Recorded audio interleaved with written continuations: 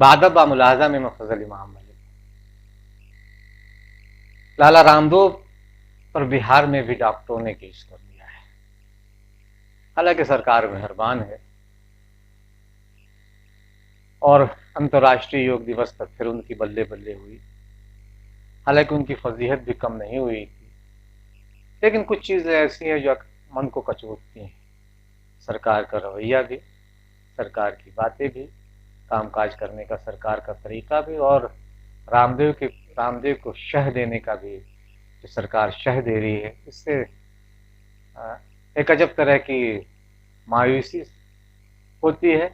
और लगता है कि देश का कानून दो तरह के कानून है, जो कुछ लोगों के लिए और होते हैं और कुछ लोगों के लिए और। बादब बा मुलाहजा में रामदेव की बातें। लेकिन इससे पहले एक गुजारिश, एक निवेदन है कि अगर अभी तक आपने बादब बा मुलाहजा को सब्सक्राइब नहीं किया है तो उसे सब्सक्राइब करें, लाइक करें और ज़्यादा से ज़्यादा शेयर करें, ताकि हम आपकी ताकत बने और आप हमारी ताकत बने।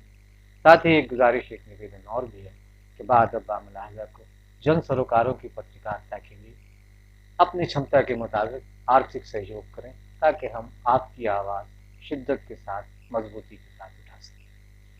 तो लाला रामदेव पर बिहार में भी केस हो गया है। डॉक्टरों ने बड़बोले रामदेव पर केस किया। अपने बयानों को लेकर वो फिर सुर्खियों में है।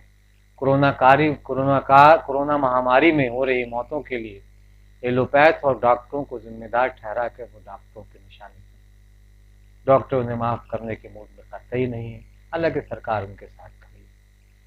लाला का एलोपैथ पर हमला संविधान में निहित वैज्ञानिक सोच को प्रोत्साहित करने के विचार पर भी हमला है। क्या रामदेव संविधान और कानून दोनों से ऊपर है? आखिर ये ताकत लाला रामदेव को कहां से मिल रही है? कौन दे रहा है? क्या रामदेव के पीछे प्रधानमंत्री नरेंद्र मोदी खड़े हैं? कहीं ऐसा तो नहीं कि रामदेव अपने मित्र मोदी के इशारे पर ही ऐसा बयान दे रहे हैं, मामले को डाइल्यूट करने के लिए? जो कोरोना काल से इस तरह की मौतें हुई और सरकार निकम्मी नाकारा साबित हुई, उसे डाइल्यूट करने के लिए वो इस तरह के बयान उन्होंने दिए, ताकि सब कुछ फोकस मौत, ऑक्सीजन की कमी, बेड की कमी, वैक्सीनेशन को लेकर जो एक किल्लत है, उन सब का फोकस लाला रामदेव के बयान पर जा थमा। तो बहुत सारी चीजें, क्या सरकार ने ऐसा जानबूझकर करवाया? सवाल यह है कि संयम है कोतवाल तो फिर डरता है। ये बहुत पुरानी कहावत है। रामदेव भारत में बड़ी कारपोरेट ताकत बन चुके हैं, इसमें कहीं शक नहीं है। योग सिखाते सिखाते लाला ने लोगों को इतनी बीमारियों के नामों की जानकारी दे दी।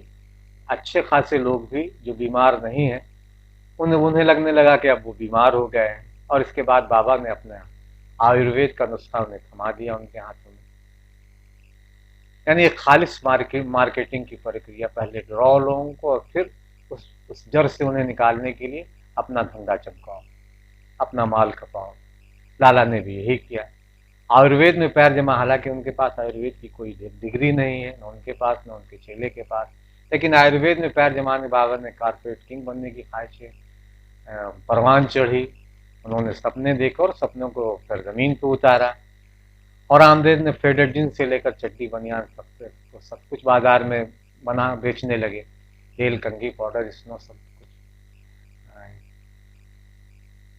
यूपीए के शासन के काल, यूपी शासन काल के दौरान रामदेव ने सरकार के खिलाफ रामलीला मैदान पर आंदोलन किया।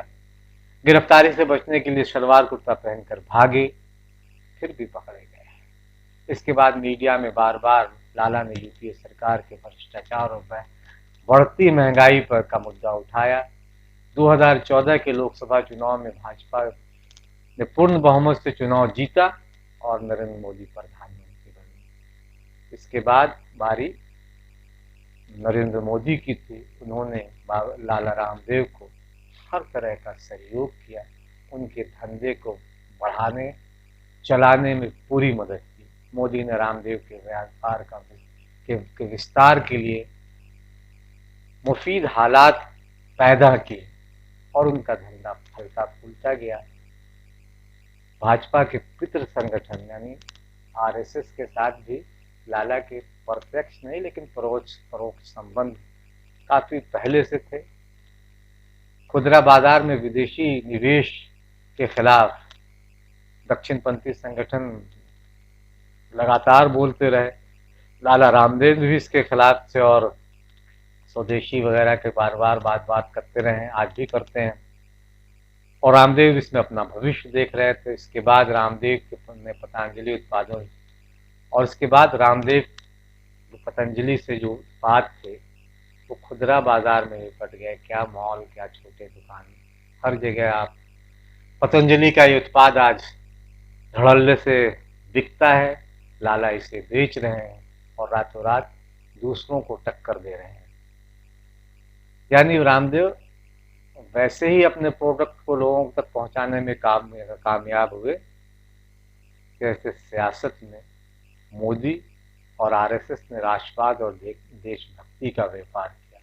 ये इस जुगलबंदी का असर था कि जब पतंजलि के ढेरों उत्पादों पर आज भी हो रहे हैं, अभी भी उसके खाने के तेल वगैरह को लेकर उनमें मिलावट की बातें सामने आ रही, तो मिलावट के आरोप लगे और सही भी पाए गए, तो भी मोदी सरकार लाला के साथ खड़ी मिली। एक तरफ तो प्रधानमंत्री नरेंद्र मोदी जब देश को संदेश देते हैं तो कहते हैं कि वैक्सीनेशन को लेकर भ्रम फैलाया जा रहा है, विपक्ष पर हमला करते हैं।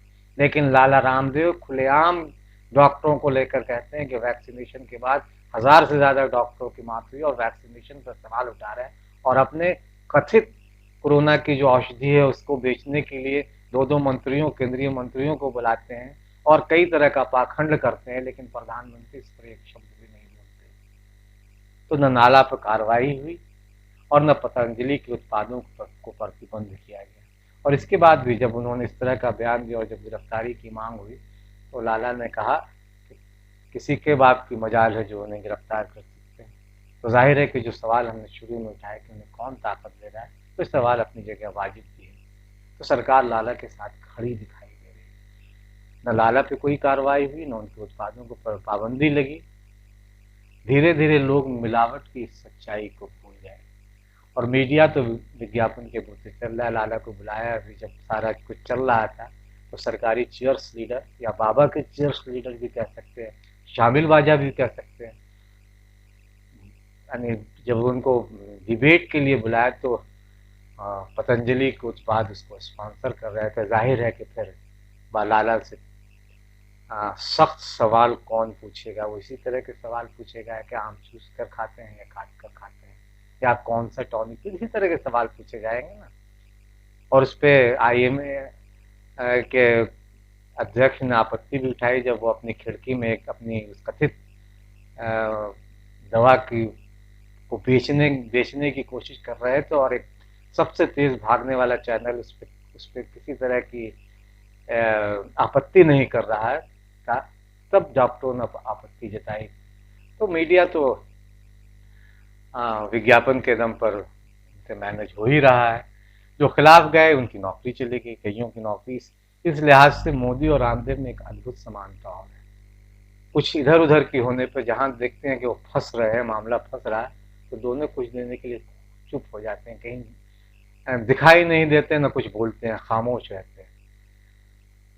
और फिर इसके बाद कोई नया वाद या विवाद पैदा करके मीडिया की बदौलत फिर से पूरे ताकत के साथ, एक हीरोइज्म के साथ बाजार में आते हैं और छाने की कोशिश करते हैं। ऐसे ही मोदी अपने ऊपर लगने वाले आरोपों को पहले खामोशी से टालने की कोशिश करते हैं, बात न बने तो भावुकता भरे आंसुओं से अपने गुनाहों को धो देते हैं या धोने की कोशिश करते। भले अब लोगों को हंसी भी आती है उस भावुकता पर।